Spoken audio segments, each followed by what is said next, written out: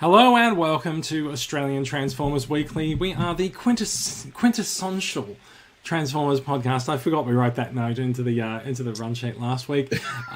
Bringing you Transformers. I'm going to change it for next time. Bringing you Transformers news from around the world and across Australia. I'm sorry, Bradley. That's my one contribution. I know. This is the only time we got you to open the run sheet. This is episode 239. We are recording live on Friday, June 25th. 2021. This week we will be transforming something. I don't know, there's something on the desk in front of me. We will be talking about Transformers Rise of the Beasts. It's the new movie that's been announced. We'll cover all the news coming up to it.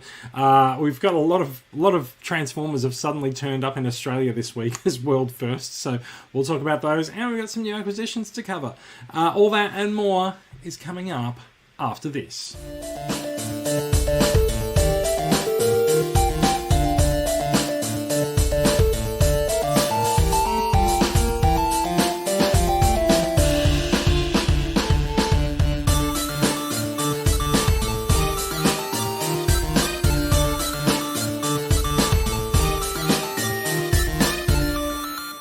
Hello and thanks for joining us. I'm Jason, coming to you live from lockdown Sydney. Don't call it a lockdown, everyone.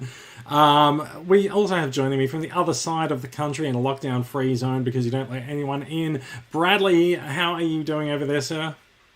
I'm doing quite well, thank you. Every time we do the introduction, like since we started doing the music, I keep thinking to myself, you know, I wonder if they'll notice if I were to change shirts. I don't know. I mean, we might notice you changing shirts, but yeah. I change shirts while the still's up and the music's playing. Do you just and then we come back and I'm just like. Do you just like spin around really fast and like suddenly, like the Bolt bloke? Yeah, I'm not the Bolt bloke. That's what people come for. It's the 80s Australian television references. Coming to us from Melbourne. It has been a while since we've had Mr. Alan Jones on the podcast, and it's very important to say that he's not the Alan Jones that frequents 2GB. He's shaking his head there. How are you doing, Alan? I'm doing well, yes, and we all know about lockdowns here, so I'll tell you all about it. It's true. You're very well versed in lockdowns, and I gotta say, everyone on Twitter from Victoria is certainly giving it to New South Wales at the moment. Quite possibly deservedly so. We'll see how we go with that. But we'll see whether or not this is really a week long. I believe it's a stay at home order is the correct term for us up here. Now, I thought that the area that I live in was actually subject to this, but I've been told that it's not, and I can actually go out to have breakfast in the morning, so that works for me. Excellent. I got to go out to a big W. Is this going to affect your acquisitions later on when we talk about acquisitions? Well, you know, when you've been in lockdown, you suddenly get a chance to go to a big W Transformer sale. You just can't help yourself. I believe it's not specifically a Transformer sale, but if you believe most of the people in the group, that's the only thing that's actually worth purchasing at the Big W Toy Mania sale. Yeah. So fair enough. That's okay. We can roll with that. Bradley, have you been frequenting Big W Toy Mania sales? I got my Rodimus Prime before the in-store sales start. I got it at online, so I went and picked that up, and I did go in, I think, the day after the in-store sales started, and sort of like typical of most everyone else's reporting, all leader class toys are gone, and there's slim pickings of most everything else. So the leader class toys are $44 at the Big W sale, so like it's a pretty good deal. You expect them to clean out very quickly.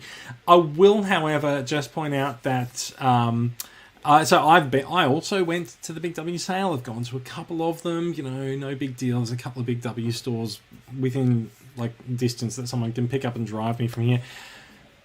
And I found absolutely fuck all. You're right. All the leader class figures are gone except for Studio Series 86 Grimlock. Already got him. Don't need another one.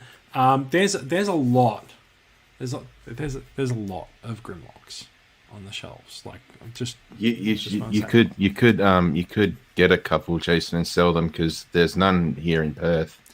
Well, so this is the thing, right? Like, I was thinking of picking up some of the toys and taking them to the toy fair sales, but like, if I do that, then it's just depriving people who might want them of actually going and buying them. So I was like, well, I may as well just leave them there. Yeah. So the big debut toy sale is on. I got to be honest. When we've been going out to the sales to have a look for them, we've mainly been looking for a Galvatron. But yeah, Galvatron. We'll talk about Galvatron shortly. There is something else that happened this week that I want to talk about as well.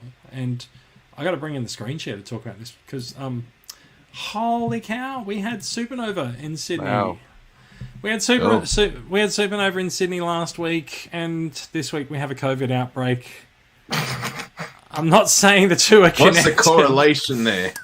I'm not saying the two are connected, but I did have a COVID test this week. It happened in Victoria too, just the same, actually. You're right. It did, didn't it? Yeah. Yeah. I think Perth has postponed. Or Perth has been postponed because the Supernova. So there's a couple of things that have gone on with Supernova that we should talk about, right? So first of all, Supernova got into a bit of a PR, let's say, disaster when a particular store in the event was identified as selling fascist and Nazi paraphernalia. Ooh. And big problem. So they were told about it, and they did not kick them out until the following day, which has led a lot of people involved with Supernova to sever ties with it. Now, at the same time, Supernova's put on an event in a city that is pretty much heading into a coronavirus outbreak, and so they're no longer the staff who are in Sydney are not allowed to go to Perth. The quarantine and stuff. Yeah, quarantine requirements and stuff. So basically, they can't run the event in Perth, so they've had to postpone it. Bit unfortunate.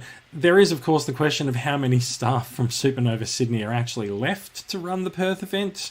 But let's not go too far into that because that's extremely unpleasant. I will say that the person who runs the I don't even want to name them. The stall in question did come by and did talk to me on the TCCA stand and was decidedly unpleasant. I didn't really enjoy speaking to them. Oh. They had a T-shirt on with a really offensive slogan, and they just knew that they were walking around trying to stir up controversy and stir up people. So glad to see that they were gone the following day. Understand that a lot of people are annoyed at the amount of time that it took to kick them out.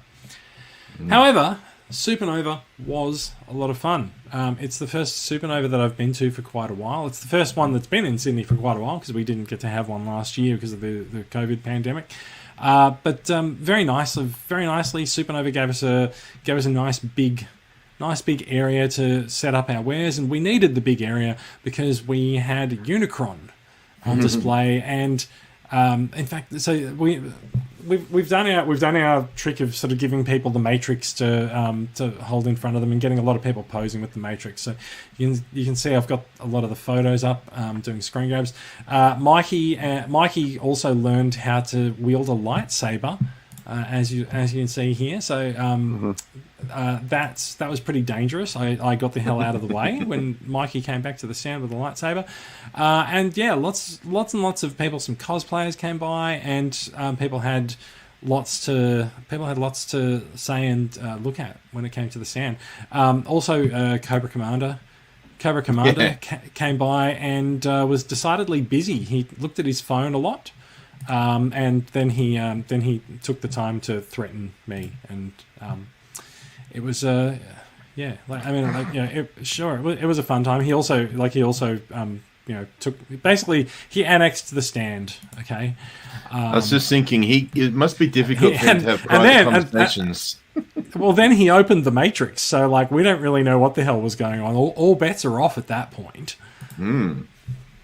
So yeah, anyway, fun was had. If I can click the right thing, can I do it? Here we go. Wait a second. We got Baron Zemo to dance for us with the Matrix. Okay. So that was a bit fun, and I really tried to get Cobra Commander's attention, but he wasn't having it. So yeah. Look, Supernova was a lot of fun, despite the silly unpleasantness that happened with that particular stand. That's not really that much to do with us, but it was really lovely to see so many people come up, and we had a spike in memberships for the weekend. I say membership, I mean people signing up to the Facebook group. There was a good number of people came up and discovered the group for the first time. Had a lovely chat about Transformers. I had a lot of pictures. Oh dear, there's Cobra Commander without his mask on. I had a lot of Transformers on display from the Lost Light series and the More Than Meets the Eye comic, and I was really happy that I made the decision to do that, because a lot of people came by and they wanted to talk about More Than Meets the Eye and Lost Light, and talk about inclusivity and all of these things that comic series really promoted and what it meant to them. So I was really happy to put that up and reach out to some people. So yeah, I thought it was lovely. So Alan, you had Supernova in Melbourne a few weeks ago. Did you go along to that? I know Simon and Jonathan were there. Yeah, I couldn't actually get along to that one, but actually it was the first one I couldn't. But if the next convention happens, I'm available. I'll put my hand up. But I mean, it's a shame. But they did a good job. They had 2 Unicrons obviously going. So I know. Yeah, I know. Look, we only had one. I know, but you know. Oh no, but you did a great job. I mean, from your photos, I mean, you should be proud. That's really good community spirit going on there. That's what we're all about. It was really nice. A lot of the time, we actually had people, maybe a couple of people deep around the stand, and we were actually like almost swamped a couple of times. Like, it was really good. I passed a couple of nervous glances over to the display a couple of times just to make sure that the rarer bots were still there. So I made the decision to put a lot of retail bots on the display because that's what people will find in stores if they go looking at the moment. I did manage to really upset someone who came by and he saw Run Amok and Run About sitting there side by side on the stand, and he was really upset because he thought that Runabout was an online hoax and didn't really exist because it had been so hard for people to find. So he was really upset to find it on display in the stand in the flesh or in the plastic, as it were. What else? Oh yeah, so there was one point where a fairly young kid, I'm going to say maybe 8 or 9 years old, I think, possibly a little bit younger, came by and just wouldn't stop touching the bots on the stand, despite So I put the retail bots out expecting people to pick them up and touch them. That's okay, but his mum would constantly tell him not to pick things up, and he just kept picking them up. So I'm like, well, yeah, okay. And at one point, I was on one side of the stand, and I looked over and I let out an audible gasp because he had Runabout in his hand and was transforming him, and I was like, that's the one thing on the stand that I can't reply. I looked at him like, actually, he's got it about 80% done, so yeah, fair enough. He's doing well. Like for all of the bots that he picked up, despite his mum telling him not to, and he had to go out transforming them, he mostly did it. So it was fine. I shouldn't have been worried about it, but it's just a funny way to tell the story, really. So yeah, Supernova was a lot of fun. Really, really enjoyed meeting people. It's been a while since we've been to Sydney Supernova, so it was really good to, I guess, reconnect with the local community and get in touch with people. And new fans, and bring more people in. So yeah. Now, Unfortunately. I do need to put up a comment from Mr. Mark Jones. If Cobra Commander opened the Matrix, does Starscream have the power? It's a very interesting question. Can Starscream open the Matrix? Does anyone think that he could? No, he would be a ghost and he wouldn't be able to pick it up. It's true. It's true. By the time the Matrix is even known, Starscream's dead. So yeah, fair enough. Yeah. Too bad, Starscream. Starscream did get a new body given to him by Unicron, but Yep. Well, I mean, they really left that sort of loose end just flapping in the breeze. They did. Yeah.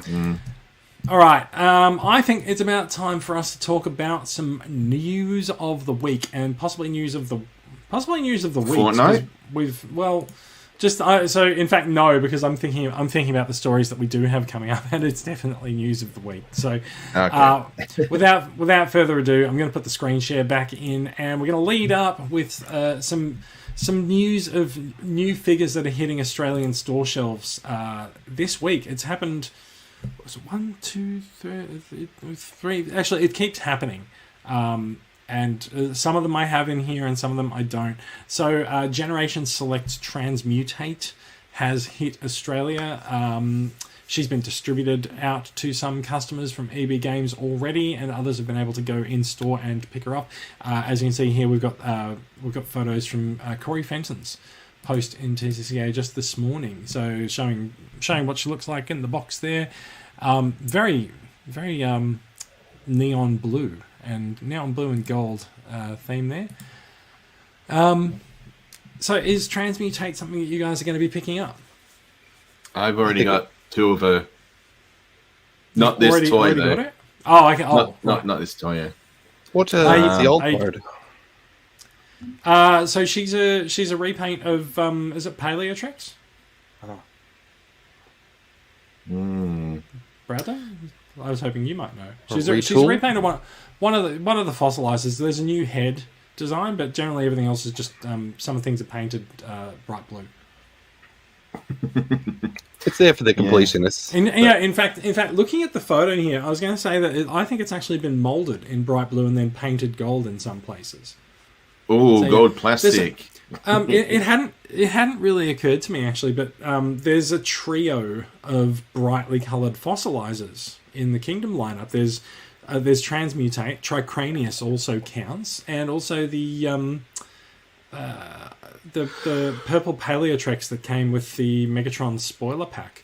So there's a few neon coloured fossilizers out there for people to collect now.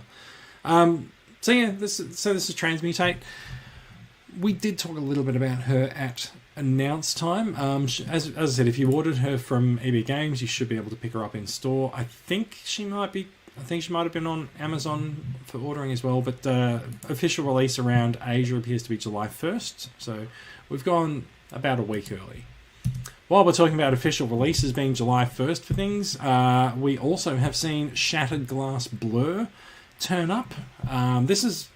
This is, I think, probably the first time we've actually seen the Shattered Glass box in the flesh, or in the plastic, or in the cardboard, so to speak. This particular photo hit this morning. This is from Zing Pop Culture at Chermside in Queensland. So he's a deluxe class figure. He's a repaint with a new head sculpt. So it's quite expensive for a deluxe at $45. But if you're into Shattered Glass, yeah, you've probably already got this guy on pre-order. I am really looking forward to getting this. I will have some units coming in. There's some units coming in soon, and I've also got some on order from Amazon. So, yeah, really looking forward to it. Are you guys going to be getting Shattered Glass?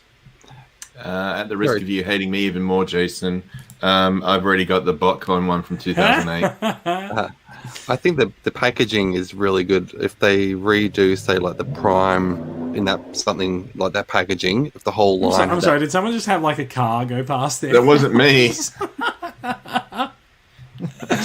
Alan, are there burnouts happening in your neighbourhood? I heard it in the microphone. I didn't hear. Yeah, who knows? Maybe. Fair enough.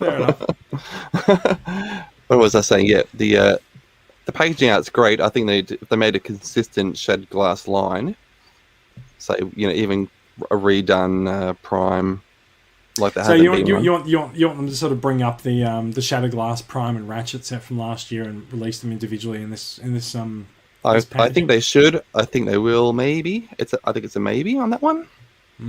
I think it is a maybe. There was one Shattered Glass reveal this week, and there's one to go from this set. But I think if the set's popular, then the door's definitely open next year. Especially, we're hearing that next year's line, rumored to be called Transformers Legacy, or at least a next trilogy. In fact, should include characters from different generations. So that sort of gives them a little bit more license to sort of to shove characters into Shattered Glass variations as well. So. We'll see how that goes, but we'll talk about that one when it comes up. A future Netflix Shattered Glass, who knows? Oh goodness, that would be so much better than what we've had so far. But let's not jinx it, right? Who knows? Yeah. In terms of in other news, things that have come out, I don't think I've actually got a photo of this one. So, Studio Series 86 Slug and Daniel, and their Wavemate leader, Studio Series Grindor and Ravage. They are also out in Australia. You can get them at Toy World stores for $90. We have seen a report that Kingdom Tracks has been found in a Big W store. Now, it's kind of weird if it's only Kingdom Tracks, because these things generally come in a box with 4 figures times 2. So if Tracks has been seen, then everything else in Wave 3 should have been seen and may have been acquired by some lucky people who just didn't pick up Tracks at the time. So we've seen a report about Tracks, but I don't think anyone in TCCA has actually picked up Tracks from Big W. And we are seeing Galvatron make his way out to Big W stores during the Big W sale. However, we do need to caution you if you do go and pick up Galvatron, and it's very tempting because he is $44 being a leader class figure. That's cheaper than a Voyager figure usually would be, but you need to be careful of the shoulder assembly on him. You don't have to be that careful. If it doesn't bother you, it's fine, because he only transforms into a cannon. But there is definitely an issue with the shoulders. Now, you can see here that some shoulders sit above the chest line and other shoulders sit below it. So the ones on the right are misassembled, and you'll be able to tell by looking at where the line on the front of Galvatron's chest sits versus the shoulders. What we are seeing is that stock from Asia and stock from Australia, they're all misassembled. Stock in the USA appears to be correctly assembled. So if you really want Galvatron and you want him to be perfectly assembled, you might have to import one from the US. Or I kind of feel like if there's a repack of Galvatron later on, so Kingdom Ultra Magnus has been sent out in 2 waves. So Galvatron might also be sent out in a subsequent wave. I think they might do a running change to fix it, but I don't have any proof of that. So maybe hold fire unless the $44 price point is something that overbalances your desire for a correctly assembled Galvatron. That's for me. If I actually do see it at $44, I'll be picking it up. The assembly can be corrected. Yes, that's right. So it's not a huge thing for me. I have disassembled things before and corrected factory issues, so I'm not hugely concerned about it. Look, you shouldn't have to do it, but there are plenty of guides online that show you how to do it if you do decide to go for it. Yeah, exactly. This is just... this is Galvatron. This is like the first awesome Galvatron G1 toy we've seen, ever. It's been a while between drinks for decent Galvatron toys. Yep. Yeah. There'll be a repaint, surely, I'm guessing. There always has been. There is a rumor that there will be a toy-coloured Galvatron coming in Gen Select later this year. Yeah. And there has been digi-bashes of it done in those colours. Yeah, and hopefully if that's the case, he won't have the battle damage as well, but we'll see how that goes. Apparently the the battle damage can be removed with alcohol, but I have seen a photograph of a Galvatron with the battle damage removed, and it seems to go pretty well. You do need to be a little bit careful with some of the figures. So I've seen reports of the new Netflix Deluxes also actually out in Australia. I didn't actually put them in, but the Netflix Wave 3 Deluxes, they are available at Kmart stores. The spoilers. They are running out of stores pretty fast, so if you can't find it, like, you may end up having to get them online as well. But you got to be careful with those guys, because if you want to remove the paint damage and the weathering on them, you might find that you'll be stripping the entire paint job off them. So figures like Deep Cover has actually been found to be grey with a blue paint job with the weathering on it. So if you try to remove his weathering, you'll end up removing the blue from his bonnet as well.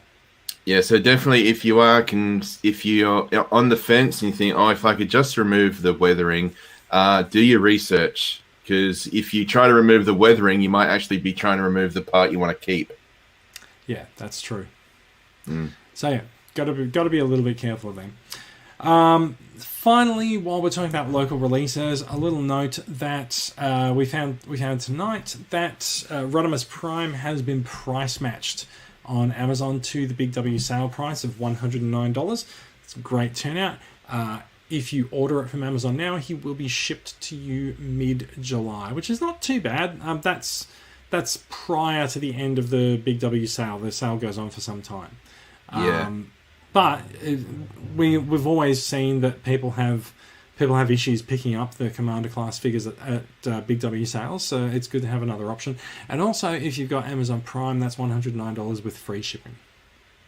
Yeah, that's good. I did see 3 on shelf today. Oh, really? The click and collect for me was very, very uneven, I would say, because I was looking at it. So the day I got it, I looked at it in the morning, and there wasn't really any sort of near me. So I was thinking, maybe I'll get it and, drive the extra distance. But then I had an appointment, so I came home after that, and I was like, okay, I'm going to drive the distance, and I'm going to get it. And then I checked again, and it was in stock at the one down the road. Oh, there we go. Yeah. And then I checked it again the day after, and it was out of stock like everywhere for click and collect. Yeah, it's what we've been saying. It might fluctuate over the course of the day as well. We don't really know how often their stock counter updates as well. Yeah, it's also weird because, like, you guys have been to the Big W toy sale, and you know how they have like the information desk that's specifically for toys, so you can say, "Hey, I'm looking for this," and they can give you the direction. What? Yeah. No. What? Big W stores have like a no, they like a don't. Little... Yes, they do. They do for my Big W stores. I think this is something only your store has. That's the guy at the DVD counter. Yeah, do they just see you coming and just like stand up a quick counter and like this here quickly? We're not going to set this up. Bradley's going to come in and ask about toys. No. I've only used it once, and that was when I went to get Triptychon. I couldn't find it, and they said they actually have they have the sale brochure in front of them, and then they say, "I'm after this," and they open it up, and they got written in pen like the exact location where it is. Okay, so go to home entertainment, you'll find it there, and that's what happened. I've been in so many Big W stores, and I've never seen a desk, especially for the toy sale. Mark Jones says that you're not insane. He says it's usually on the back wall where they do the lay-bys. So is it adjacent to the normal service desk? Is that what you're saying?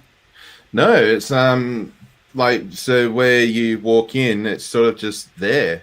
At the entrance to the store. Surely. I don't know. I haven't seen this. I was in a store today and there was nothing like that. But the weird thing is, what I wanted to say was one of the stores had Rodimus Prime, but for some reason it was under that desk. So I'm not sure. Oh, yeah, we've heard about this as well. We've heard about them being put away by staff at the counter and stuff. But I can do that. I've done that. I called up when I got mine a few weeks ago. I called up and got them to put some aside for me. So it happens. Yeah. I was just like, because if I hadn't found this one online, I could have just, because the desk that they use isn't like a service desk or anything. It's just a table with a cardboard cutout saying Toy Mania.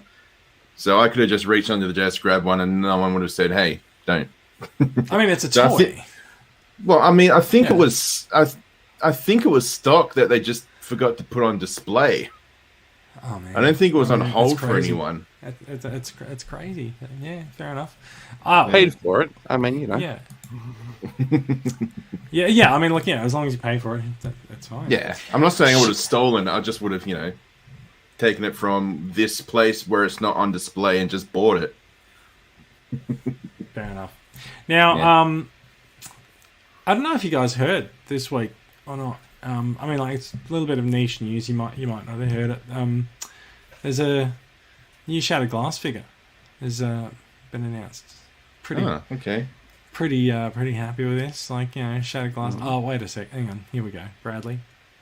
What? Bradley. What are you? Oh, I thought you were going to pick up your Shattered Glass Bumblebee to show off. No, instead he's picked up a drink bottle. But fair enough. There is no Shattered Glass Bumblebee. Oh yeah, because it's Shattered Glass Hot Shot, isn't it? Or Gold something Bug. like that. Gold Bug. Yeah, Gold Bug. Yeah, that's what I meant. Sorry. So yes, it's Shattered Glass Gold Bug has been announced, and God, he looks pretty hot. He's yet another. We're not seeing it, repaint. Jason. Oh well, no, you're not. I'll put it up in the. Let's put that in there. He's yet another repaint of the Earthrise Cliff Jumper, Bumblebee, Hubcap, and Bug Bite mold. But goodness me, what a repaint he is. He's got black and gold paint on him.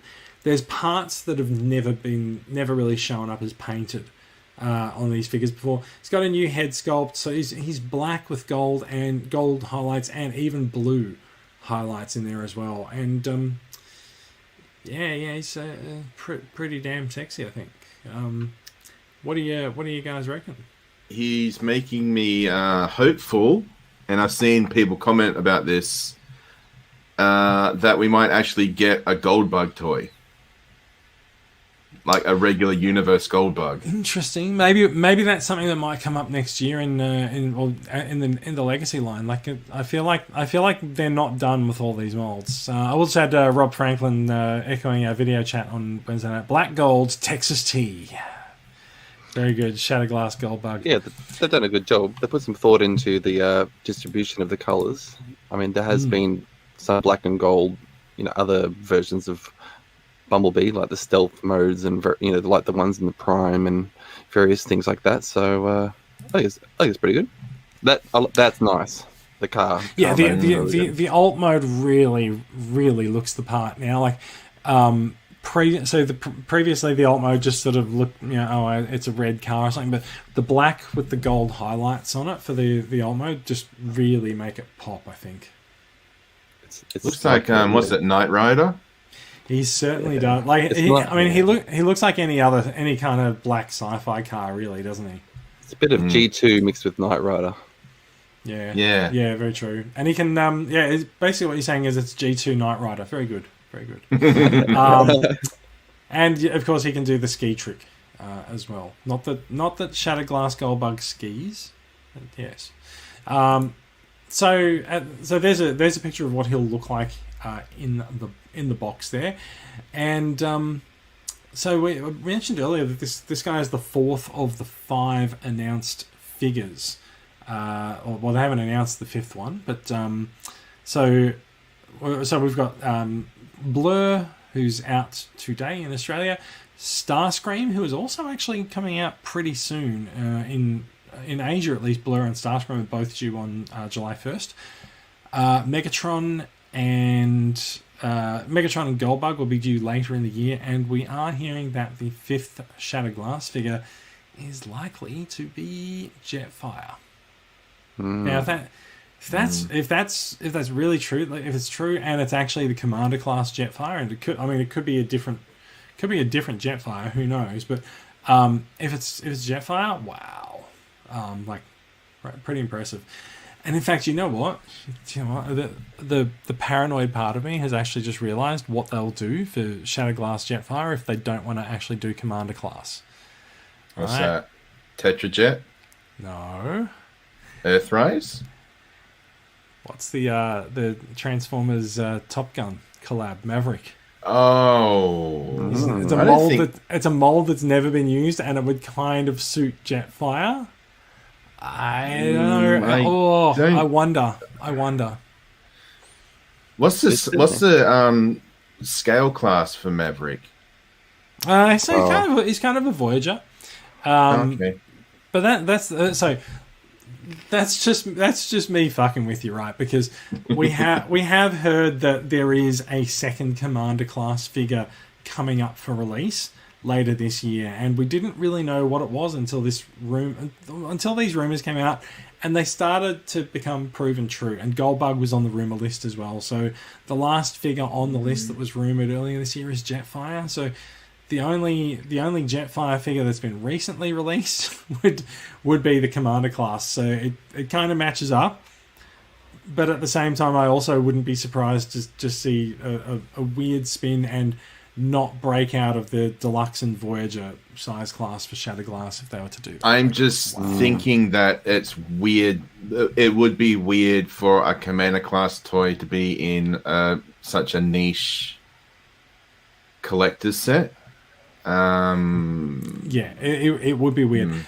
Look, having said that, I'm really looking forward to getting the Shatterglass Jetfire, and I think a lot of people in Australia will be looking forward to getting their hands on any of the Commander class Jetfires because it's really hard to get here. Yeah, pretty much. I think my friend sourced one for me from the Amazon sale, so I never really sort of. You never really lived the problem. Ben Seamer said that he's going to be a Cyberverse Jetfire redo. Oh, no. Dan, you're going the other way. No, there'll be lots of glass shattered in anger if that was true. It's true. Yeah. Let's move on. I forgot that story was in the run sheet. Let's say you don't want to. There's the original. Hang on. Let me put you up. Did you want to do the photo I put up, or do you reckon that one? I don't have the photo. Sorry. It's in the Facebook chat. Yeah, I know, but I don't have the Facebook chat there. They did a good job. I think they've actually done a really good job of bringing in the elements of that figure and putting them onto the Bumblebee mold. Yeah, well, here's just a comparison. There's Bumblebee. Mm-hmm. Yeah. And here's Hulk Hogan. Yeah, what you gonna do when Shatterglass Goldbug runs wild on you, brother? Shatter you. Yeah, shatter you with these 24-inch pythons. Now, the story that I was going to introduce to you. Look, I don't know if you've heard about it or not. I'm still on the. You are too. I mean, you can be. Oh, if you want me to. But so I don't know if you've heard about it or not. But there is a new. I need to. Sorry, I'm doing this because I'm stalling because I'm trying to get the right freaking tab. Yeah, you went through all these before. I did. But here we go. There's a new movie. Oh, it's been I don't know if you've heard. It's kind of niche news. They're calling it Transformers. Let me check the notes. Rise of the Beasts. Oh. Well, that's interesting, isn't it? Yeah, Rise of the Beast. So Paramount this week decloaked one of the long gestating Transformers movie projects. We've had lots of things swirling about over whether or not the movie is a sequel or sequel to Bumblebee, or if it's on its own, or if it's fully animated or not. Quite a bit of news has come out this week. Paramount held a virtual launch event. So we heard that Rise of the Beasts will feature all of the factions: Autobots, Decepticons, Maximals, and Predacons. It will have a more traditional Transformers style budget, a big summer blockbuster budget, rather than the limited budget that went on Bumblebee. And it will also have Terracons. The Terracons have their own agenda, and they're working for a big villain that's even higher on the totem pole. Because of course we have Unicron, like whatever. They've gone into a bunch of information about different characters that are coming in. There's RC, there's Nightbird, there's Scourge, Optimus Prime, of course, Rhinox, Air Razor, and there's a lot of there's a lot of information about these guys in plot summaries and things like that making their way around. Stephen Capel Jr. was named a while ago as the director of this installment of the franchise, and he's started to sort of come out and do a bit of press about the film. It's going to be set in the 90s, so it's set after Bumblebee. It's set after Bumblebee, but it's set before the Michael Bay movies, and it seems that Paramount's just reluctant to really let the Bay movies go. But it's set in the 90s. Now, I think so there's talk that Unicron will be in the movie. So fair enough. That'll be interesting. I think that could be the decider. Well, so here's the thing. I've worked out what happens. I've worked out what's happening. Right. I didn't want to tell everyone in the pre-show, but I've worked it out. Paramount and the Transformers franchise are following the rules of the MCU when it comes to time travel. We, the audience, are the ones traveling back in time, and every time we travel back in time, we create an alternate timeline. So we've gone back to the 80s and we created an alternate timeline in Bumblebee, and now we've gone to the 90s and we're creating another alternate timeline, which Unicron will pop up. Transformers beasts will be all over the planet, and by the time of 2007, no one will remember them because they were in a different timeline because of us. It's us. It's our fault.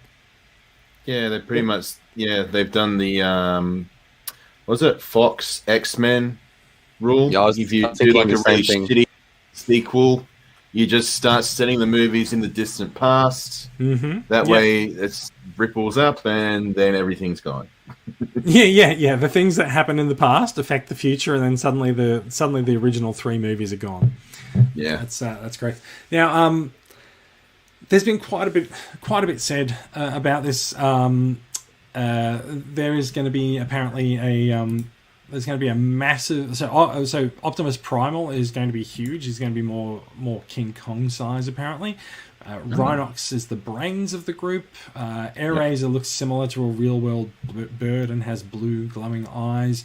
RC has a robot mode that's so there's both Beast Formers and sort of G1 Transformers as well. So RC now turns into a motorcycle, which people who were present for the launch event say it looks pretty great.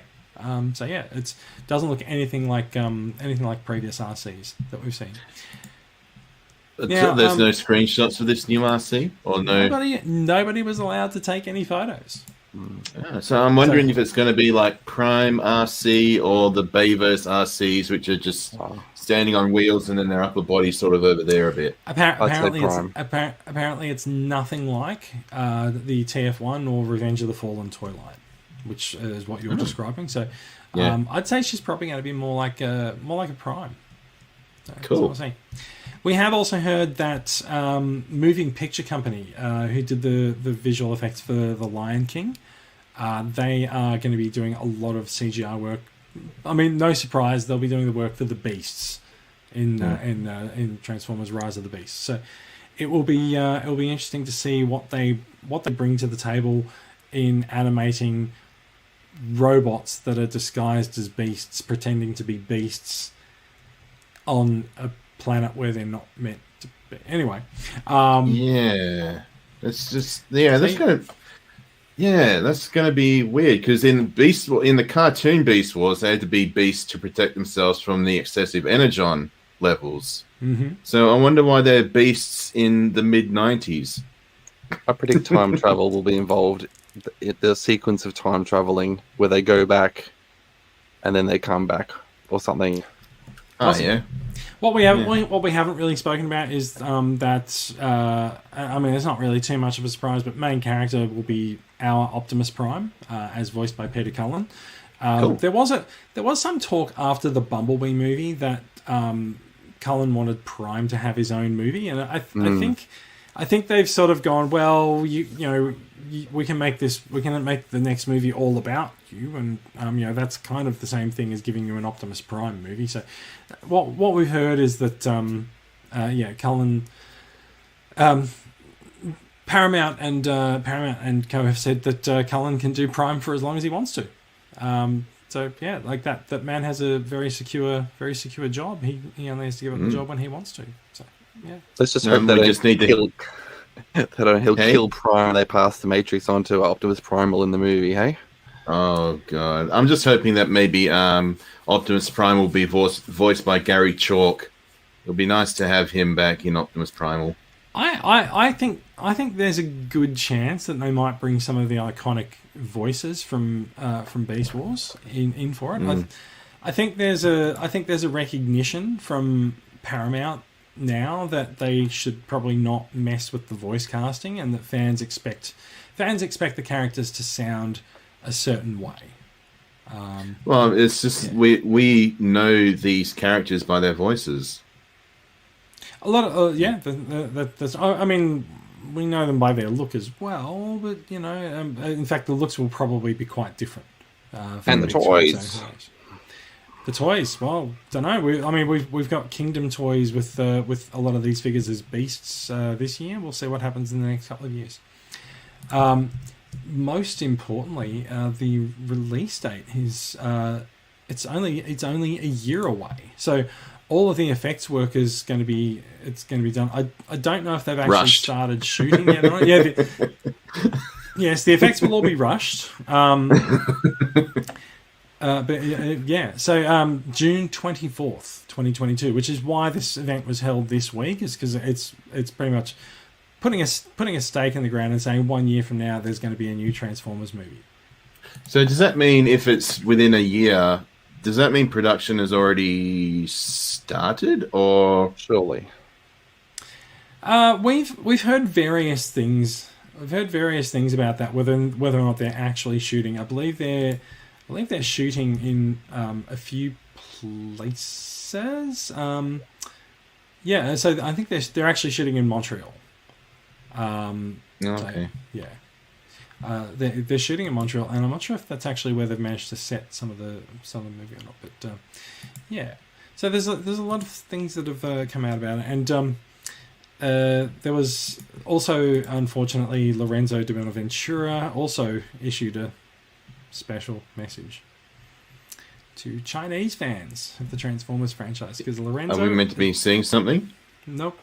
Okay. I don't really want to give Lorenzo any airtime. Lorenzo's kind of an idiot. So basically, Lorenzo asked Chinese Transformers fans to please spend their money on the movie, because they're kind of the reason that Transformers has survived at the cinema for so long. So he said, hello to all great friends and fans in China. Transformers has always had a very special relationship with China. And we're so happy to bring you the next version of it. It's got big scale, it's got heart, and it's got a ton of humour, which is basically things that could have been said about the Michael Bay movies. Anyway. That can be said about any movie. Yes. Tons of heart and the humour. Like even like Schindler's List. You can say that. Wow. Wow. Look, I want to just sort of like bring it down. Like I'm just going to put myself up on screen for a minute. Okay, all right. Like, I just want to. Sexy time. I just want to talk to Stephen. All right, so Stephen, yeah, it's just the two of us here. Like it's okay. I just want to talk to you, Transformers fan, to whatever it is you are. I mean, you say you're a fan, that's fine, but I don't really know how much you cried when Optimus Prime died in the end. I don't know. See, I mean, Bradley, obviously, Bradley is still crying to this day. But look, we get it. You're new, and you want to impress the boss. But here's the thing.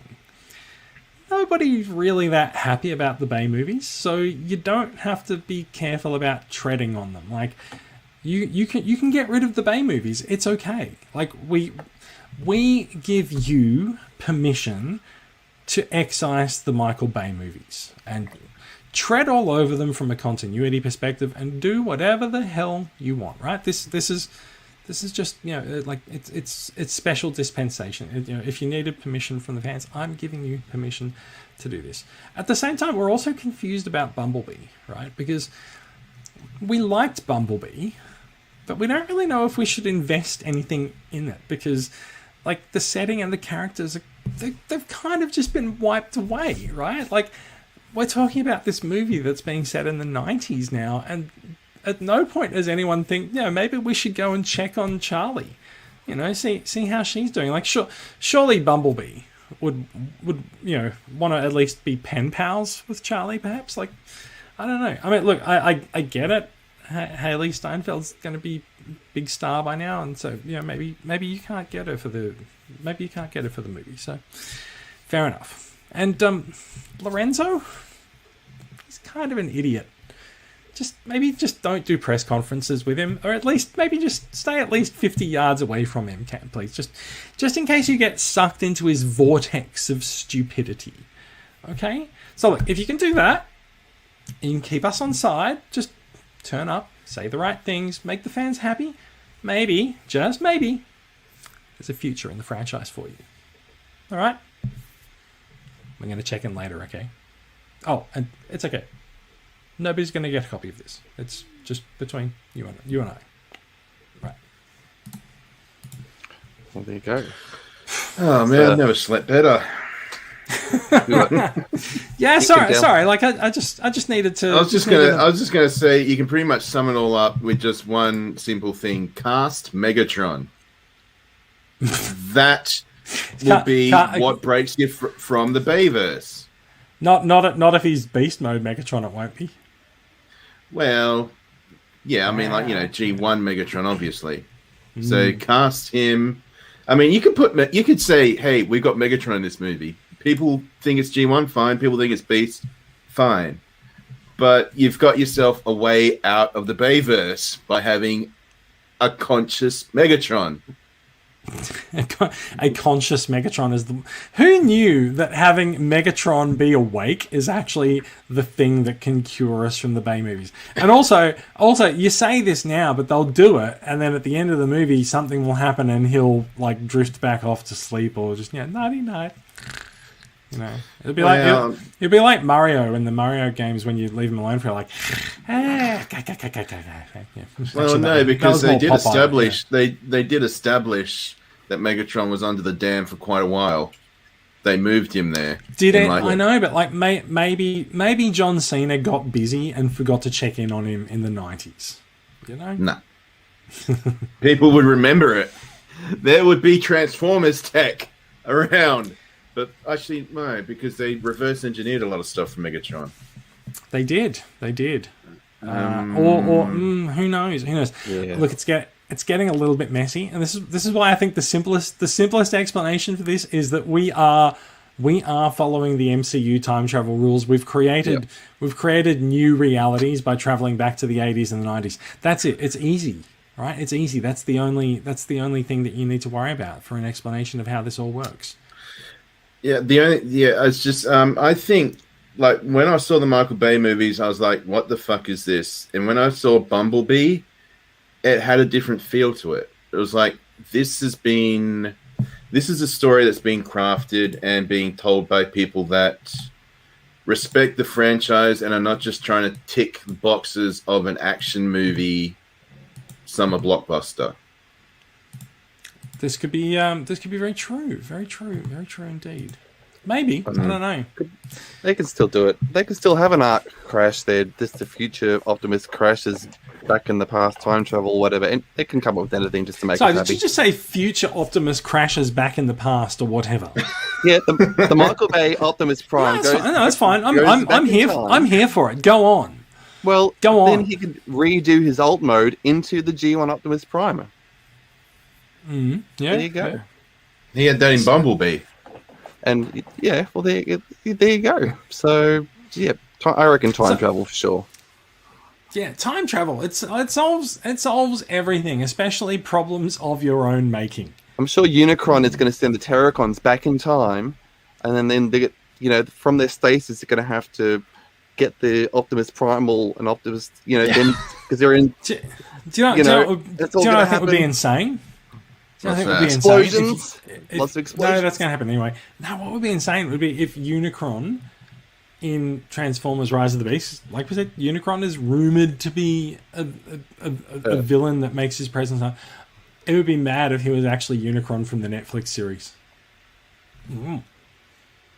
I mean, we've only seen the barest of flashes. Like, so we're going to talk a little bit about Netflix Kingdom in a few minutes' time, right? But, like, bear in mind, like, there's an entire fucking thread of, like, Galvatron and Unicron and stuff dangling in the Netflix series, and now they're just like, well, we're going to do Beast Wars now as well. It's like, what's going to happen to Galvatron? What's going to happen to Unicron? Like, is Unicron going to be in the Netflix series or not? Who knows?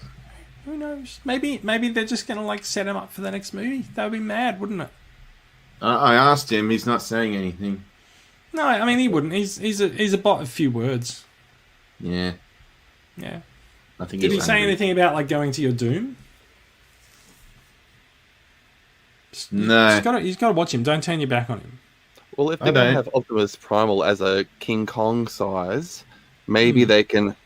Prime can give him the Matrix, and then he becomes the size of the moon, and he fights Unicron. I mean, Starscream did it once. I mean, Galvatron tried to do it in Headmasters with, was it Grand Galvatron? Galvatron, yes. Yeah. That's true. But I was just thinking recently when you said, Optimus Prime will becoming the new leader. That was what sort of made me just say, fuck this with the I didn't say that. Primes. I didn't say that, but, like, maybe it'll happen. That was voted in though by the fans though. It was a competition. Yeah, no, it was just like. Oh, you mean Optimus the new Prime competition? Yeah. Optimus Primal was like, hey, I'm Optimus Primal. Then he gets reformatted. My name is Optimus Primal. And then he gets reformatted. He does in fact say that in the Netflix trailer. Okay, he does get reformatted into Optimal Optimus, like the toy that came out, Power of the Primes. And the first thing he says is, "I am Optimal Optimus." And I was just like, for fuck's sake, where is the writing in that? It was a different time. It was only a couple of years ago. No, it's a different time, and it's one that we're heading back to now for Rise of the Beast. So enjoy it. No, I think. Oh, look, it's fine. You know what? I'm gonna at least have something positive to say about it, right? Like, I reckon the logo looks fucking cool. Like, yeah. If nothing else, I'm just super happy that we don't have, like, the sci-fi blue shiny thing with lens flares on treatment on the logo. It looks great. The Autobot logo looks angry because it's being used as an O. I think it looks great. So, The Rise is the only thing that's concerning because people have said that movies. It's true. Rise. Historically, any movie that starts with its subtitle starts with "Rise of" something is generally terrible. See Rise of Silver Surfer, Rise of Skywalker, Rise of Rise of the Planet of the Apes is actually good. I was going to say, yeah, I haven't seen any of those movies, but I did hear that Rise of the Planet of the Apes was pretty good. The Dark Knight Rises. I like that movie. There's nothing bad about it. Also, like, we've changed the rule now by going. Yeah, anything that has Rise. We're just picking out movies that have the word "right." Yeah, no. Rise of the Triad. I don't know. Anyway, that's a video game, isn't it? Yeah, I thought it was. Yes. Okay. All right, I think we're stuck in the weeds. I think it might be time that we move on to some. Let's rise out of this conversation. Oh my god! Wait. There's one more. Rise of Cobra. Fair enough too. Also from the same fucking toy line or the same studio. So sure. Rob Franklin also says the Predacons terrorize. So will the Terracons will predarize? Predarize of the beasts. Yeah, predarize of the beast. Yeah, fair enough. I think. There you go. Good job, guys. We've cracked the code. Predarize of the beast. Well, there's also the fact that it. This logo has yellow in it, like Bumblebee. Rise of the Bumblebees. Yes. Flight of the Bumblebees. Wait, that's That different. could be the music. Yeah.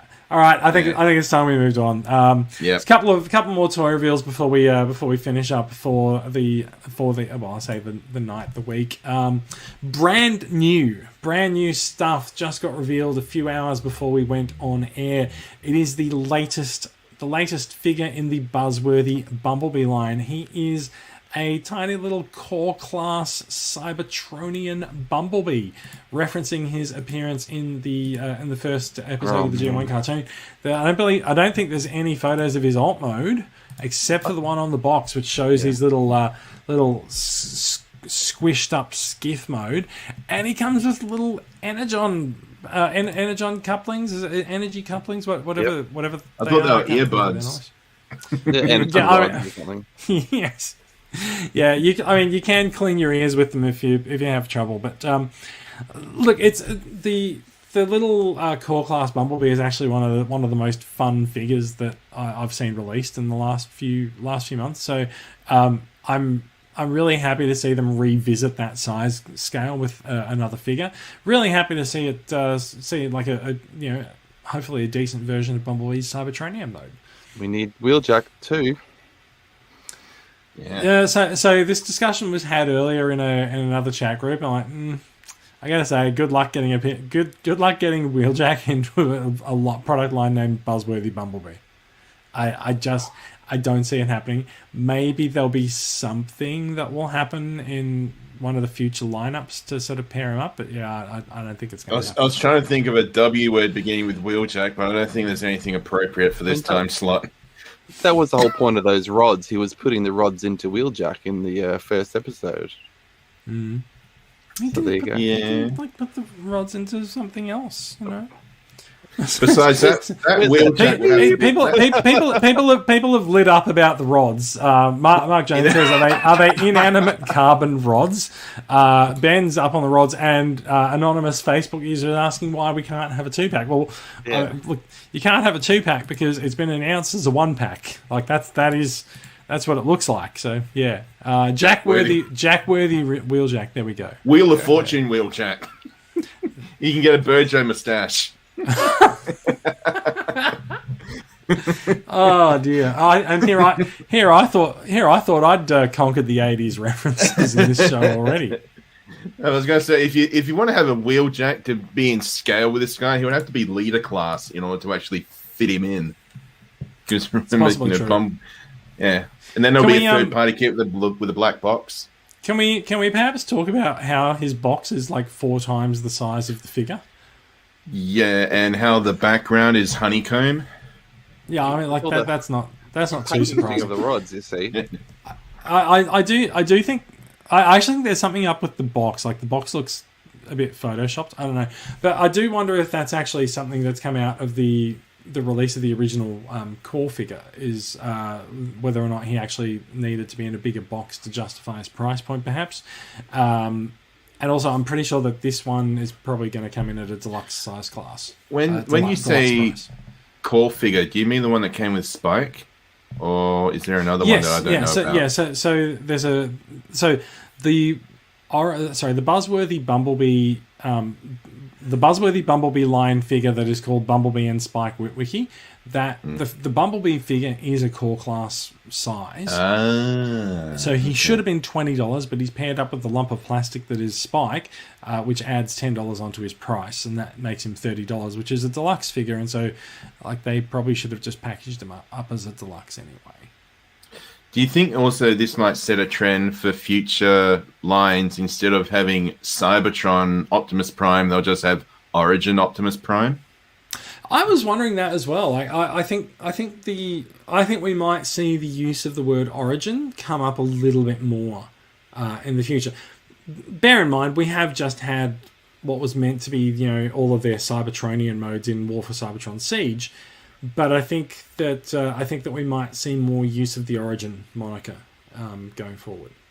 And also looking at the artwork that's been used on the box, is that all like comic artwork? No, he's so he's very much evergreen Bumblebee in the CG renders. So like his head doesn't look at all like the G1 figure, and it doesn't really look like the character that they've put in the box either.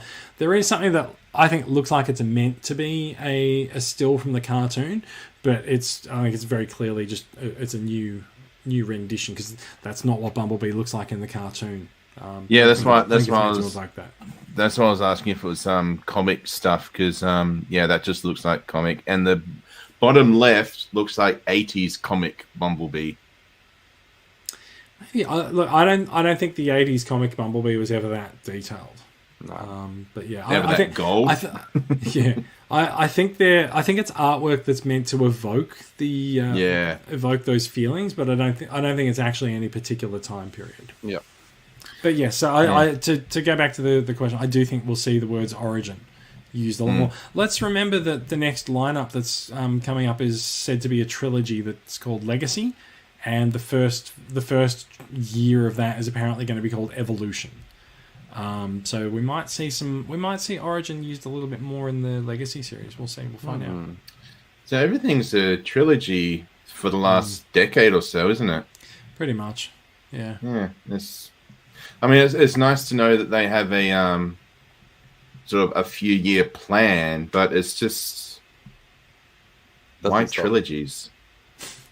I don't know. To be perfectly honest, I would really like to see them ditch the trilogies. But I think we've seen this in Prime Wars, and we've seen this in War for Cybertron, is that it's a bit of a catalogue for them to draw figures from and sort of mix them up, retool them, and you can sort of keep a product line going for about 3 years instead of having to reinvent the line once a year and come up with completely new characters. They can do some slight retools to the one that they released last year or the year before and re-release it again, which is what we're about to see with Earth Mode Red Alert. So Red Alert and Sideswipe have both been announced in their Earth modes. We've had a look at them, and that is totally the Siege Lambo that's not a Lambo, but they've retooled it into his Earth mode, and everything old is new again. So I can see why you sort of break your product line down into trilogies, because it lets you do that, and it lets you sort of spread some resources over 3 years instead of 1 or 2. It sort of gives you a way to age a character, but keep it sort of in the same line, I guess. Yeah. If you sort of release it in one line and then release it again, I don't know. It's weird. Yeah. I think at a broader scale too, like they try to sync it up with like the Netflix and all these other various media type things going on, merchandise and all that too. So I think they try and sort of really plan a whole thing in advance as best they can, like the Marvel thing. They do. That's true. I don't know if the if the Legacy line is really meant to be sort of bringing in elements from all over the place. I wonder if there might not be supporting media for it. It might be a bit of a quiet time for the supposedly more adult oriented media. They might let War for Cybertron sit on Netflix for a while and hopefully go and lick their wounds and come up with a better plan for future releases. We'll see what happens. I mean, surely there'll be a follow-up to like Cyberverse, something new on the table. Well, I don't think Cyberverse doesn't look like it's going anywhere anytime soon. They're doing the TV movies for season 4, and they're continuing to bring out figures. We've seen the Dinobots coming into the Cyberverse line, so I think Cyberverse is pretty safe for maybe another year or two yet, but. That show does keep reinventing itself, so yeah, never know. They might find one last evolution of it. We'll see. Yeah. All good. All right, let's move on. There's a couple more news stories to talk about. Alan, you definitely want to come in and talk about this one as well. So, Transformers Heavy Metal has been announced. This is something that kind of goes to things that we saw. A few months ago, when we saw some of these photos and screenshots of an AR location-based Transformers game, and it's just come out in the last couple of weeks. I think at the time I said, oh, like I've played Ingress a lot. I don't know what the mechanics of the game will be like. Well, it turns out that it is in fact the game is going to be made by Niantic, who are the makers of Ingress. They're the makers of Pokemon Go. They're the makers of Harry Potter Wizards Unite. There's a bunch of games that are using the Niantic game engine. I think it's called Lightship. And this will be the most recent of them. So, we're looking at a location-based AR game. You can very much see from the screenshots there that the game owes quite a lot to Pokemon Go, and some of the graphic layouts in there. But there's also going to be a bit of bot-to-bot combat going on, and other things that are going to happen. I think they're going to introduce some kind of storyline element too, with when you interact with certain characters. Say like the Starscream there, it activates like a storyline mode, something going on. That's my feel. Maybe you know what people haven't quite connected with this as well is that Flint Dill, who is one of the people responsible for killing Optimus Prime in the '86 Transformers movie, he now works for Niantic. Wow! So the Transformers property has come home, possibly to the man who killed Optimus Prime. So I wonder if Flint Dill is going to be involved in the writing and plotting of the Transformers game for Niantic. I know Prime does feature in it. I know that you go to certain locations and his hologram, like the Bumblebee movie, shows up in a geolocation with the old, AR camera. And I think that'll be pretty cool for a lot of people, so... I think they're trying to... they're not pulling any punches. They've gotten some deals in Japan and various things around, and they've got the testing going on in New Zealand right now. Yep, you can. So you can get the game if you're in New Zealand. I don't think I've ever been more disappointed to be on this side of the ditch. It was originally reported on TFW today that it was available in Australia and New Zealand. They were wrong. It's only in New Zealand. So I am actively looking for somebody to send me an APK and see if it works in Australia. We'll see how we go. It'll probably install.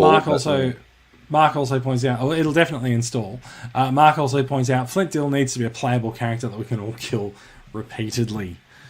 No, I mean, yeah, sure. I mean, like he brought him back as well. He didn't. They could have like a mission where the Decepticons are terrorizing humans, and one of them looks like Flint Dill. The only thing is, though, that'll probably be the most failed mission of the whole game.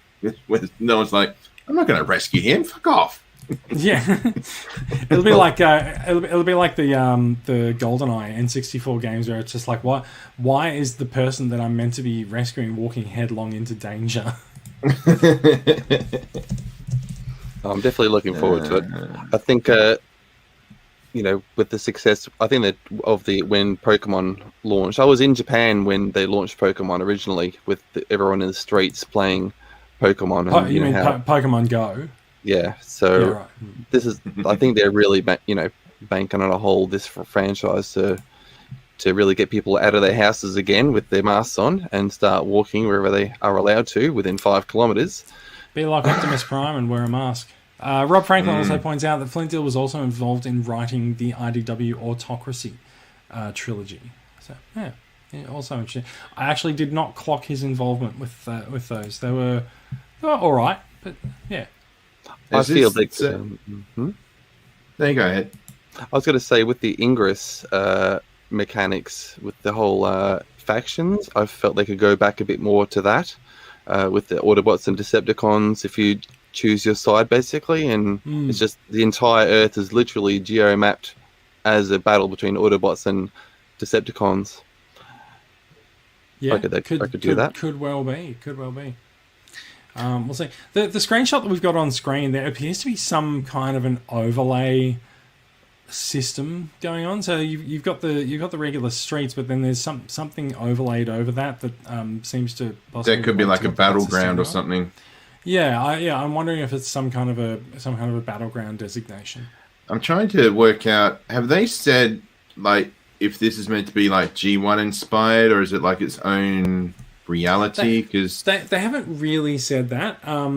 So you can see that Starscream is not quite his G1 self. I think there's a better photo of Starscream. Yeah, maybe not. Because it looks like a Cybertron Bumblebee, and I don't know if that's meant to be Bulkhead or Hound. I think that's meant to be Hound. Yeah, I think it's meant to be Hound. Bumblebee appears to be a bit of an amalgamation of Bumblebee looks as well. Like he's also got the doors as wings thing going on. But Starscream is the thing that's easiest to see. So he seems to have different arm designs than what we've seen. He almost seems to owe a bit to the Bumblebee movie, Starscream. Yeah, I was going to say, yeah. Because the chest doesn't look like a G1 canopy. It looks like the Bumblebee movie. The chest looks like it's a piece that's hanging out over, just very, very, very similar to the Bumblebee movie.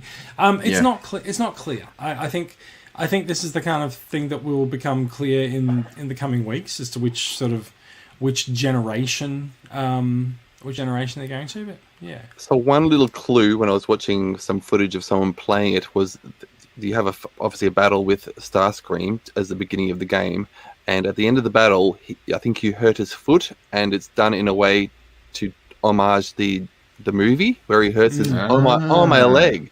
Just for 1 second, you just got that vibe, and going, okay, there's going to be little things in there, and that's like I would expect there to be little nods to lots of different generations throughout the game. I mean, it's the kind of thing that Simon Furman does with Transformers Earth Wars as well, putting particular nods in and then completely going out and alienating parts of the faction with some of the things that some of the fandom with some of the things that he puts in as well. Hopefully there'll be a little bit less of that go on this way. Maybe it will be under Flint Dill's custodianship. Maybe it won't. We'll find out. Anyway, we don't quite know when it'll become available in Australia. As I said, I'm trying to locate an APK. I also don't know if I do get the APK and install it, whether it will actually work in Australia or if the entire game settings are actually currently locked to New Zealand. So we'll see what happens. Yeah. Also, theoretically I have a stay-at-home order, so I probably won't be going out and exploring Mascot with Bumblebee by my side. All right, let's move on. Very brief final story. We've been waiting for ages to see what the Beast Transformers would look like in the Netflix War for Cybertron Kingdom series.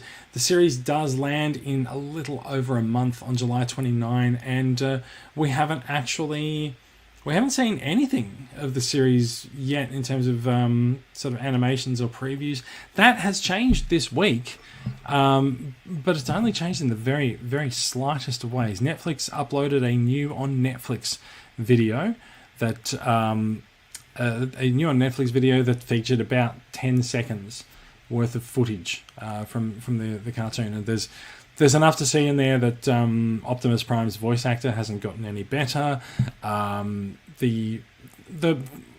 What we're looking at here, the Maximals at least do not appear to be particularly based on the toy CAD designs. There's definite points of inheritance that you can see, but it does look like the figures or the toy designs might not have been quite so heavily used for Kingdom. We'll see how that goes. Yeah. And there's a particular character that we haven't seen, and I think what did they say on TFW? There's a character we hadn't seen in a while, is very plainly seen in the the trailer. So yeah. So yeah, unfortunately the video is region locked, so you can't really watch it in America. However, there is someone's mirrored it on YouTube if you go looking for it, and there'll be links to the stories and all that in our show notes. That is it for news. That's that's it for news. Before we go, Mark Jones actually says, "Is it the Machinima Primal?" I don't think so. Cloud. Maybe. What's going on? No, my dog just came to say hello, and as soon as I grab the camera, he vanishes. Is it Schrodinger's dog? No, he does exist. Yeah. point the camera at the dog, and he goes. Yeah. Mark Jones did ask, "Is it the Machinima Primal?" I don't think it is. But Ben Seamer also says it's the terrible primal voice, so maybe it is. Who knows? That looks promising. I think the Machinima voice was Ron Perlman. Oh God, really? I wish it was Ron Perlman. He didn't sound great. Yeah. I mean, it was probably done over a phone call. He literally phoned. I think it was done over a walkie-talkie. Yeah, possibly. Yeah. So look, that video's out there. We won't talk too much about it because it'll spoil things. And with a month to go until it launches, everyone will want to avoid spoilers. Well, a lot of people will want to avoid spoilers. I will just say that of all of the Transformers series that I've seen, it looks like at launch, War for Cybertron Kingdom will definitely be the most recent one that I've watched. Yes, indeed. Yeah, because this will be the closest you've come to actually watching Beast Wars. It's true. Wouldn't it be funny if this is a screenshot from the final episode when they just show up at the end? Oh dear. Oh God. Thanks a bunch, Alan. All right. Yeah. Now that unpleasantness is done, it is time to talk new acquisitions. Now, Alan, it's been a while since we've had you on the show, so there's plenty of time for you to have acquired acquisitions. Do you want to choose one or two things to show us that are new to your collection? All right. How about I can go over there and get one? Have you seen this guy? Well, can I get him? There he is. This is going well, everyone. Yeah. There he is. You seen this one? Let me put this back on. No, because you're gonna have to hold it. Here he is. We haven't seen it because you're gonna have to hold it up.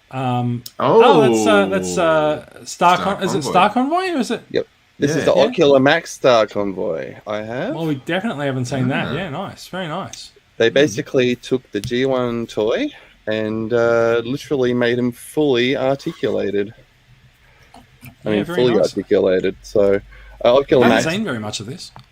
I don't think a lot of people. I pre-ordered it, and a lot of people probably didn't know it was coming out. And I'll tell you now, it's real. I've added a couple of extra little stickers and things on it for myself, but it's their first larger scale. They've done a lot of smaller scale, as in masterpiece scale, but this is definitely side by side.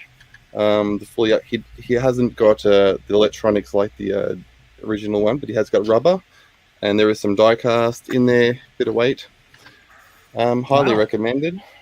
It's quite big, so that is one of my recent primes for the Prime Shrine. So big I haven't figured out how to get him in the Prime Shrine yet. I was actually just wondering this, but yeah, I've just been out here enjoying him. But that is my latest Optimus Prime. He's very much like the original masterpiece. Sorry, he was a bit. The legs are compacted. Yeah, he's even bigger. There you go. He is. Yeah. It's funny what happens when you stand up straight, isn't it? Yeah, you shrink. And the one I got today was just the old. Good old Kingdom Huffer. He's such a great figure. I got him because I was a big fan of the G1, and I think it's just a great updated. I do have a third-party masterpiece scale in my collection, but this could have passed. I think he's really good. I do agree. I've put his little claw extension on his back there. You know, it almost makes him look like, you know, Cybertronian mode one. That, you know, I like that idea too. So that was my one today. I got a big W. Oh, I also got the Transformers Battlegrounds game for $15, and yeah, it's on discount at the moment on it's PlayStation and Xbox, right? Yeah, I got the. So I thought, oh, it's also on sale at stores, so fair enough. Yeah. So I mean, you know, something I want to chuck on at some point to, you know, it's got co-op. So, you know, if you want just a bit of fun with somebody to play, it's obviously, you know, not as epic in scale as some of the past Transformers games but, you know, for $15, I'll have that in my collection. Why not? Yeah, fair enough too. I think I commented on your post today, and I said that a lot of the criticism that was leveled at the game when it was released was based on the fact that it sort of feels like a mobile game but released with a console game price point. So bringing that down to, I think some platforms it's $20, some platforms it's $15. That really makes it a much nicer, more palatable option, I think. Yeah, I think that's your money's worth right there, really, for what they put into it. But yeah, I'm happy to do with that. So I was happy to get that. Very nice. Bradley. Things, yeah. Oh no, we're not done. No, that'll do. All right, Bradley. You mentioned earlier that you've got a few new acquisitions. I will just say I don't really. I do have a couple of acquisitions, but mine will be pretty quick. So have at it. Well, I'm just going to go over these pretty quick because of how long we've been going. I do have Commander Rodimus Prime, but the robot's actually in the display cabinet. My friend that buys stuff in retail stores when he sees them dropped by a couple of weeks ago and dropped off what he's found. So I've got Inferno and Three of a Kind. I've got the Huffer now. yes, hey. one of us. I got the Decius Army drone. Yeah, very nice. Yeah. Simply because I wanted the Quintessons to have a bit more of a presence on the shelf. I got Netflix Cheetor. Simply because it's a better color scheme than the. So you've got the Netflix Cheetor there in front of you, and you saw the image earlier on the screen. Like, does he look that much like the character, like the toy, or let me bring him back up. Like, if I can make this. Different beast eyes. Yeah, well, so the Netflix wait, what happened? There we go. The Netflix guy's got green eyes, doesn't he? Yeah, the toy has green eyes, but the one we're looking at in the preview image for the Netflix series has orange eyes, like the regular retail release. Good one, guys. Yeah. Also, looking at this now, you can actually see that Cheetor and Tigertron are actually the same model, just resized. Yeah. Yeah. And last but not least, Air Razor. Oh, very nice. Air Razor is getting quite a lot of praise from the community. Yeah, so very happy I've also seen a lot of people having trouble finding her, unfortunately, but I'm glad to have her.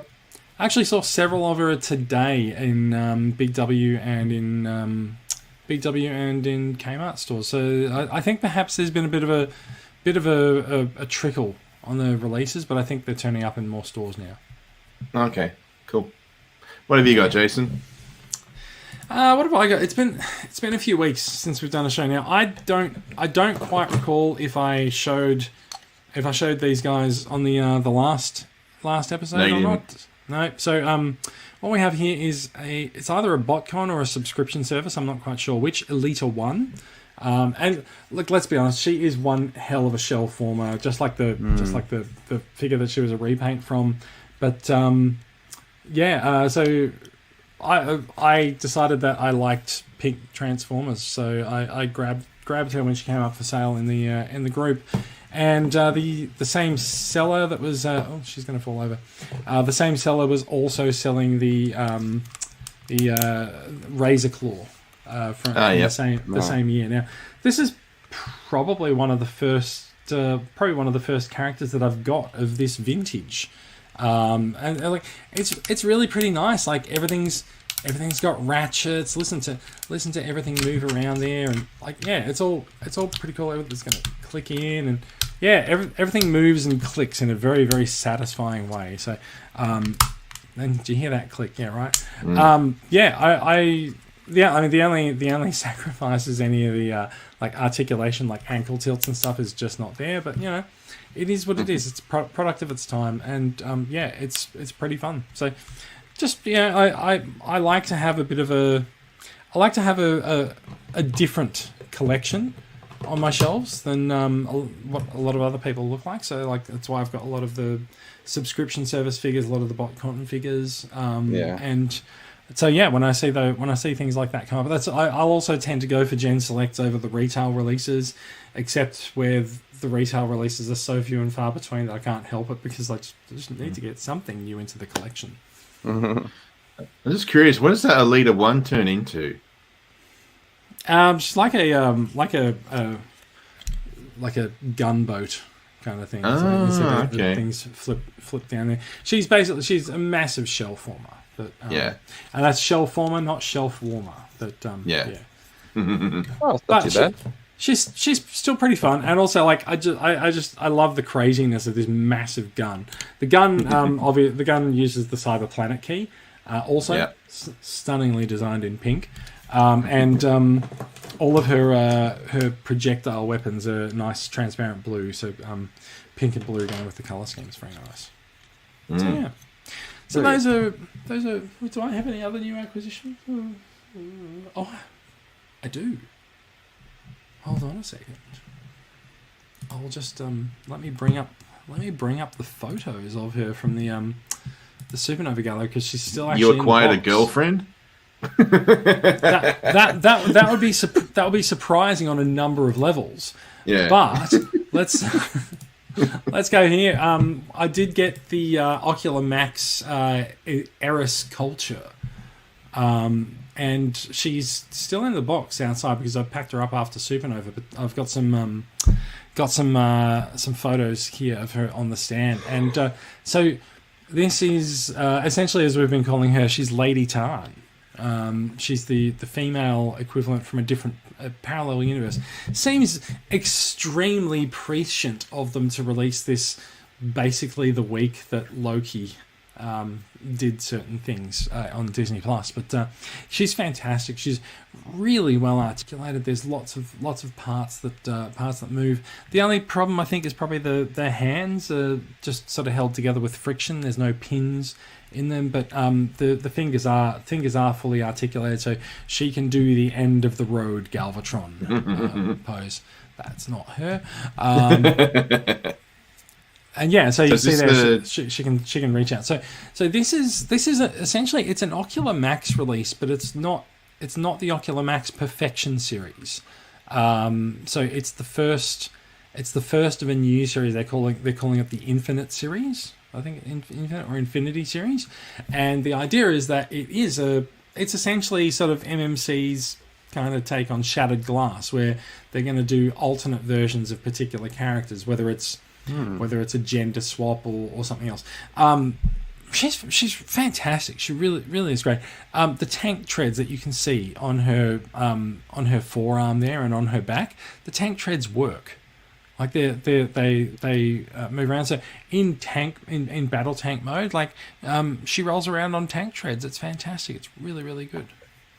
Okay, so she does actually transform. That's cool. She certainly does. She actually comes in tank mode, but all of the photos on the stand are from her in bot mode because she was standing along with the rest of the Lost Light crew. Cool. So yeah, that is it. That's my acquisitions for the week. I think we're about done. Brief bit of TCCA Club news. We are coming up to the end of the membership year. It has been an absolutely bumper membership year, and thank you to everyone who's signed up for memberships. We will be in touch in the coming weeks about renewals and new membership offers for 2021. We do have some membership cards. We've got new membership bonuses and things to go into member packs for 2021 and excuse me, 2021 and 2022. So we'll have a new membership offering coming up shortly. I'm going to post a bit of a state of TCCA and just give people a bit of an idea about what we've done over the last 12 months, the money that we've raised for charity. I'm going to put a number on the number of figures that I've acquired and mailed out for people. Oh, is that in the quadruple digits or triple digits? I'm pretty sure it's in the 3 digits. Okay. I don't think it's in the quadruples, but I will just say that I have an order for 50 Earth mode red alerts coming in, so like it could certainly get to triple digits. I think it's possible. I brought in 70. I'll take out the screen share. I brought in 70 Earthrise thrusts in the last year, and 50 red alerts. Like that's 2 figures, and that's putting us well into the hundreds. So, yeah. I think it's fun. I've got a spreadsheet that tracks all of this stuff, so like it's silly to have a spreadsheet and not get the stats and the numbers out of it. So, yeah. I was gonna say, so you're gonna do like piece counts, yeah? So you're not gonna count like the Pit of Judgment as 5 different toys. Well, I don't think it matters because I didn't bring the Pit of Judgment in for people. So yeah. Oh, okay. Yeah. So that's all right. I can neatly sidestep that argument, and I'm not going to subscribe to any argument or any discussion about any counting systems or anything like that. Silly. Don't do that. Don't do it. You've already done it, haven't you? I have. Yeah. It's all done. Yeah. It's. I mean, look. My spreadsheet game has gotten really good in the last year. Okay. All right, I think you get as much enjoyment out of it as we. You get as much enjoyment out of doing the spreadsheets as we do out of getting the toys. It's true. I have nice little color codes things on the spreadsheet. Anyone who's a TCCA member who's been watching the stock and the interest lists, they will have seen the several generations of evolution that the stock tracker has gone through in the last not even 12 months. It's more like 9 months. So yeah. All right, that is it. We've been going long enough, so it's time to bring everything to a close. Thank you for listening. Thank you for listening, everyone. If you've been watching along with the live record, thank you for checking us out. You can find out more about these stories and more. There'll be links to them in the show notes. You can get in touch with us. We love hearing from listeners. We love seeing the live comments coming in. We haven't put too many of them up tonight. I'm sorry, but we do enjoy seeing them. You can find the podcast on transformersweekly.podbean.com. You can find the Facebook page Australian Transformers Weekly, and the 3 of us. You can find us and interact with us and friend us and chat with us on the Transformers Collectors Club Australia group on Facebook. We are a production of Transformers Collectors Club Australia. We're a registered club in Victoria run by volunteers donating their time, effort, energy, and sometimes money to make the club better for everyone. Our goal is to connect Transformers fans around the country. We do it by engaging the collecting community. We publish podcasts like this. We go to Supernova like that, and we like to go out and meet people and talk to them about Transformers.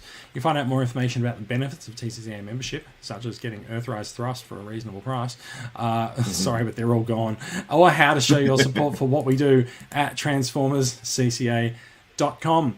Going off world, you can find Transformers Collectors Club Australia also on Twitter at TransformersCCA. You can find me on Twitter at JM77, and Bradley, we can find you on Twitch at Groovy Guy Gaming. And let's have a follow account update. Follow account update. Currently sitting on 1,267 followers. That's great. It was. I think it was about 1,050 last time we checked in, wasn't it? I think it was 1,100 something. But according to Twitch, with their very generous overinflation, once you hit 50, it rounds up to 100. So according to Twitch, I'm at 1.3k followers. Excellent. Very good. Alan, we need to talk about including links to your off-world stuff if there's any to publish. But we'll I have people occasionally following my my Zombie Optimus custom creation page every once in a while that needs a bit of an update, but that's my only other thing. Do you want to give us a link to it? Is it Zombie Optimus on Facebook? Yeah. All right. And you can hit me up on the group and I'll send you a link. It's all good. Fair enough. All right. Thank you, everyone. Thank you for listening. Thank you for watching live. Thank you for giving us your time on a Friday night, everyone. That is it from us. We will be back with more Transformers news. Maybe next week. Actually, probably next week because Sydney will be in lockdown. Let's just say we'll be back. We'll be back. We'll be back. We'll be back. You might hear from my friend Ivan Reitman. He's fantastic. He's a genius. He's a genius. He's the